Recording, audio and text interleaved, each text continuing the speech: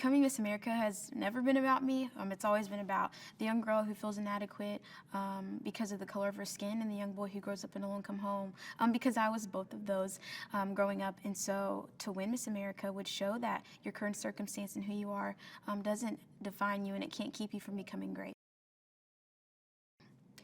I feel as though the organization is moving in the direction of making Miss America more relatable.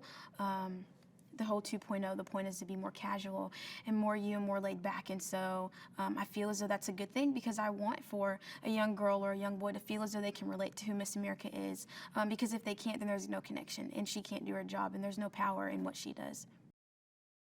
So there's so many people in my life who could be my Miss America, but one that sticks out personally would have to be my mom. She's a superhero.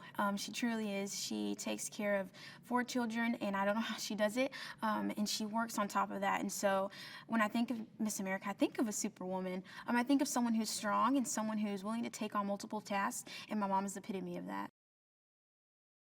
So my social impact initiative is bringing advantages to disadvantaged youth, and it's all about really empowering and providing young people with the tools necessary to thrive and be successful.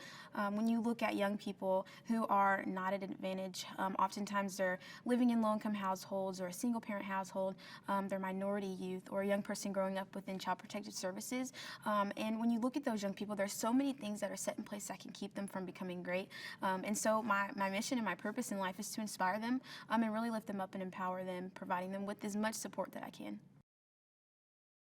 So I am a disadvantaged youth, or I grew up being a disadvantaged youth. I grew up in a low-income household. I'm an African-American woman. So there's so many things that could have stopped me from becoming who I am today, but I was resilient, and I decided that I wanted to overcome and be a living testament and show other young people that they can do the same.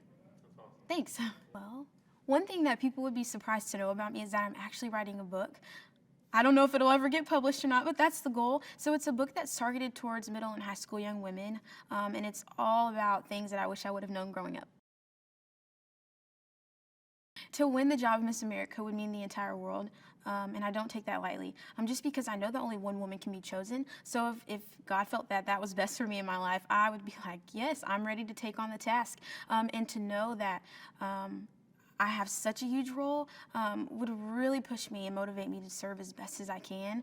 And I'm so grateful for even having the opportunity to even compete for the job Miss America. So that in itself is something that I don't take for granted.